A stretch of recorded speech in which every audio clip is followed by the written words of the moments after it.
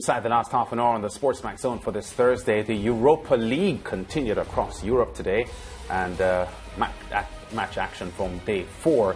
And Brent Sancho about to join us to discuss some of these games. Leicester City's Spartak, one of the early games on the day. Do we have highlights on that one? And it is Spartak who get the ball rolling.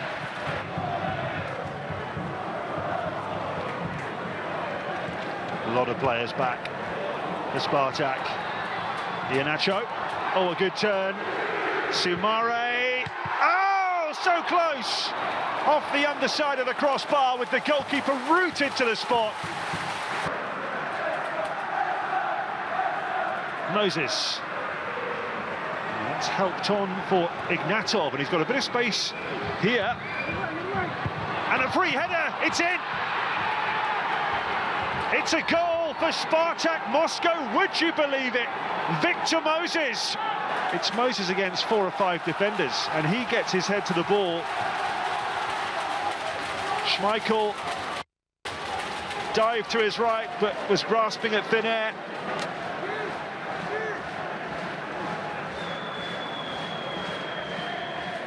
So far, their set pieces have been disappointing. This is from Bertrand. Oh, headed in by Amate! There's the equaliser for Leicester City. Lovely whipped delivery here from Ryan Bertrand. Headed on by Perez on the near post, and headed in by Amate, who attacked it brilliantly. And Spartak's lead lasted just 7 minutes. Pulled out wide here. And Didi, down goes Lookman. Oh, referee's given it. Penalty kick to Leicester. Victor Moses has given it away and got the yellow card. Jamie Vardy against Alexander Selikov. Oh, it's saved brilliantly. Mate. Tielemans looking for Castagna, perfectly weighted. Dewsbury holds in there, having just come on, and Iheanacho can't finish it off. Well, that would have been his first touch. They had those 3 wins in a row against league and cup opposition, but beaten here by Arsenal at the weekend, and just a draw here against Spartak. Yeah, Jamie Vardy missing the 6th penalty of his career and costing his side a chance at 3 points today. Brent Sancho, a tight one there. Leicester City held in a game that would have helped them challenge Napoli for the lead in that group. Your thoughts on that 1-1 draw? Yeah, I think everything that has been good with Leicester we saw today, and everything that has been bad with Leicester we also saw that tonight. A disappointing result, of course, for the Foxes. You just have to wonder with the dominance, the way they of course went after this game and still not being able to tuck this away and coming out with 3 points. It's a huge disappointment for, of course, Brendan Rodgers and his Chargers. Yeah, in a moment we'll look at the Napoli game. Napoli with their victory moving ahead in the table. But Leicester City and Spartak in that battle, both teams now, based on the standings, bottom of the group. Yeah, bottom of the group, but you know what, Lance, you're looking at Leicester and you think from an offensive point of view, very good movement, like Vardy and Iheanacho, Daka, who's come on very well since he signed for the club. But defensively, they've been abysmally poor. They've been shipping in goals. They haven't kept a clean sheet in quite a long time. And despite the fact that they have Sayonchu back there, Evans back there, Amate back there, of course, Schmeichel back there, and probably 30,000 at the King Power Stadium back there, and they're still not able to keep a clean sheet. And to me, that says that something is not quite right in the balance of Leicester City, a team that I expected to come out of this group with Napoli, but it's just not been that sort of clinical approach I expected from the Foxes in this type of venture that they're in. That being said, of course, all to play for still. but they would be hugely disappointed not winning this one today. Yeah, fair to say the backline has regressed, because last season people were singing the praises of Soyuncu and Johnny Evans, that partnership. They were hailing the emergence of Amarty in that defence as well. And so them not clicking this season is a mystery that not even Brendan Rodgers can solve. I want to talk to you, Brent, about a man who scored for Spartak Moscow today. And immediately when I saw Victor Moses, first of all, it took a while to recognize him, because from I've known Victor Moses, he's always had the cornrows. It's like people looking at the television and seeing Brent Sancho without the hair. They're going to say, who is that guy? But bear with me a minute, Brent. Victor Moses has played for Wigan, West Ham, Chelsea, Stoke City, Crystal Palace, Liverpool, Inter Milan, and now Spartak Moscow. This is his 8th or 9th club in this man's career. And he keeps on producing the goods just the same. Just imagine what his mileage numbers are like, George. He probably has free tickets coming out of his hands. But, no, you know, the reports coming out of Russia is that he's had a very inconsistent season. In fact, he's been in for a lot of slack over there. But today, I thought he was immaculate. Actually, I thought he was one of their better players. A great goal today, popping up in the box, and that's what he can do. He had a very difficult task in, of course, defending on that right-hand side, but offensively he was good. I thought defensively he was good. He was poor on the penalty kick, but outside of that, he was easily one of Spartak's best players. Yeah, and I just counted out 8 clubs that Victor Moses played at. I missed one because he was in Turkey with Fenerbahce. So this man has been all over, all the way from Nigeria, and he's toured Europe already. Yeah, he's toured everywhere, but you know what he brings to that team is experience. And what I like today about the Spartak performance, they were very resolute in their defending, very disciplined as you would expect, but more importantly, they provided a threat going forward. They did not see a lot of the football. Leicester dominated the possession side of things, but they were patient, and of course they were concentrated in everything they did, and I think, to be fair, if you looked at it from a neutral perspective, I think a draw is a fair result, because Spartak certainly did not make things easy for Leicester. Yeah, you know, Brent, we're sticking with the Group C action, and in the Napoli game, they were up against Legia Warsaw. Napoli scored 3 goals in the last 15 minutes of the match to come away with a 4-1 victory. That was good on them. You're a close follower of Serie A football, being a Juventus fan. Napoli doing a good job today, certainly late though. Yeah, late, and that's what they've done throughout the Serie A. They've been scintillated in the Serie A. They're, of course, top of the table, undefeated. And good value for money. More importantly, look, I think this is a team, if you were to hold me down and say, Brent, who do you choose to go on to win the Europa, I would probably fancy Napoli, and it's simply because I think all through the years before this season, the balance in Napoli has been missing. They've either been very good offensively, but lacking defensively, or very good defensively, or lacking offensively. This is the first season I've watched Napoli, and all throughout, 1 through 11, the balance is good. There's a lot of confidence within the squad, and there's a lot of belief within the squad. And I feel that, obviously, I do think they'll come out the group, but more importantly, I do think they can also go on to win the Europa Cup. Yeah, but you know, you just put your nail, your hammer on the nail, my friend. Beg your pardon, because you said, and you are correct, 1 through 11. The problem is that we're in what? We're in November now.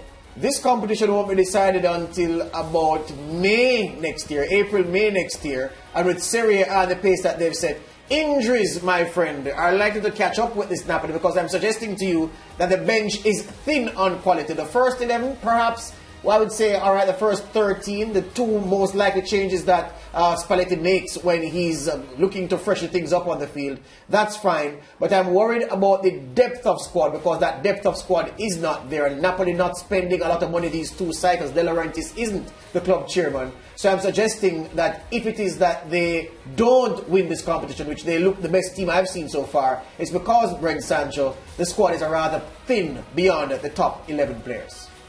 I also said, if you were to hold me down and ask me who's going to win right now, I definitely would. But you're correct, and I think that is an issue even in Serie A, George, because at the end of the day, when you look at the likes of AC Milan, of course, Inter Milan, etc., there is a bit of depth in around these squads, but Napoli certainly doesn't have it, and I don't see them spending.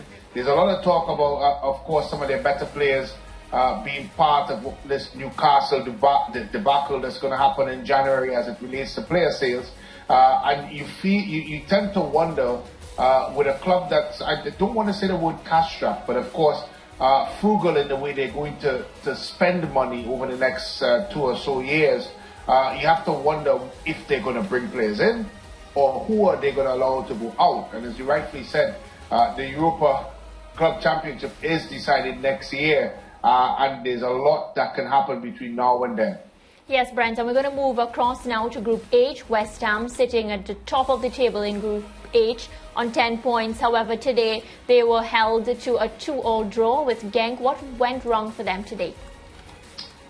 I think it was a good result for West Ham, and I'll tell you why, Mariah, because Genk, and like any other team of that ilk, playing at home to those types of teams is always a difficult proposition. Genk, of course, hustled, harried, made it very, very difficult for West Ham, posed threats throughout in what they did, their forward play, their imagination, they were aggressive in the way they did things. And I think West Ham at the end of the day was professional in their approach. They did what they needed to do to come out of there with at least a point. And I appreciate that in terms of all that they have to do, of course, to play in these types of competitions, midweek competitions, Premiership, of course, being their priority. I thought it was a decent result for West Ham, and it continues on to what Moyes has done so far as being a manager in a positive way. He's done some good stuff. Yeah, and Genk, based on the positive things that you said about them today, do you see them, being able to unseat Dinamo Zagreb, that's sitting comfortably in second position on 6 points, and West Ham at the top of the table? Well, the only way that could happen, I think, is if Genk had all their games at home. They seem to be, it's funny, this competition really brings out, not so much in the Champions League, but I think this particular aspect of European football brings out, of course, teams playing at home and how difficult it is to go to those types of teams and play. We've seen it so many times in this competition when top level teams go to Genk or teams from Belgium, Holland, etc., and have to play there, and how difficult it is to get a result. But to answer your question, I think it'll be difficult for them to come out of the group. Yeah, what about Antonio Conte? 3-2 against Vitesse in the Europa Conference League. He had a dream start. Well, Mariah, today is Diwali throughout the world, and of course Diwali is a taste of many different foods. And I think Conte got a taste of many different moods of Tottenham today, because at the end of the day, he was 3-0 up with 30 minutes gone in the game, and of course 2 goals before the half. I tell you what, he has a job and a half on his hands. I've said this many times on the program. I am not convinced, because at the end of the day, Tottenham is a poor squad. There's no one anywhere in the world can convince me differently. And until he gets the money to revamp that squad, which again, I'm not sure it's going to happen, I think he's going to have a lot of these types of days. One day it's going to be 3-2, the next day it's going to be 4-3, because that is exactly what Tottenham Hotspurs give you. And I put my hat off to my brother from Juventus, but it's going to be a very, very difficult task for him.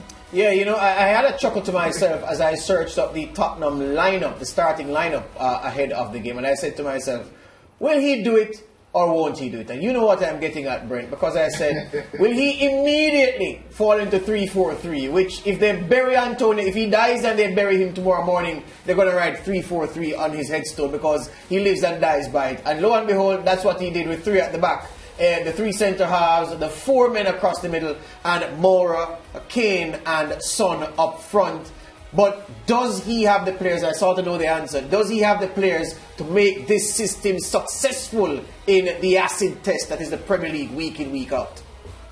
Nah, he don't. And you see, I listened to a lot of the stick that Nuno got and Jose Mourinho got, and they all had the same problem. Even Pochettino, it's a squad that can only take you so far. And Spurs is a team that is in badly need for revamp. George, in this game, you have to continuously revamp your squad, continuously invest, continuously bring in players to add to what you have. Spurs haven't done that in a while. Spurs haven't done anything to revamp any side or any part of their squad. And I just feel that Conte, despite all his great acumen, you need, of course, the raw materials to be able to do that. And he does not have that at Spurs. And I go back to what I said. I am not convinced about this situation with Levy and Spurs and Conte. I just think it's going to end in a horror show. Yeah, man in black, Brent Sancho, is that his heart is in black, though. He's a kind fellow. Thank you very much for speaking with us today, Brent. All the best to you. All right, guys, have a good one. Good.